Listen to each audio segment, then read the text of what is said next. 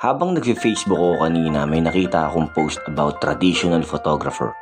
Nakakalungkot isipin na unti-unting namamatay yung ganitong klase ng hanap buhay dahil na rin sa makabagong teknolohiya, dahil sa smartphone. Paano to naging parte ng pagkabata natin? Ito yung mga panahon na hindi pa uso yung mga cellphone, ay nagkalat sila sa mga event, especially graduation o kaya mga kasalan. Ito yung mga panahon na pag wala kayong camera, sila yung magsasalba ng mga alaala ng special occasion na yon. Na pagkatapos ng graduation nyo, nakaabang na si Manong photographer sa labas at hahanapin mo na lang yung picture mo doon para bilhin.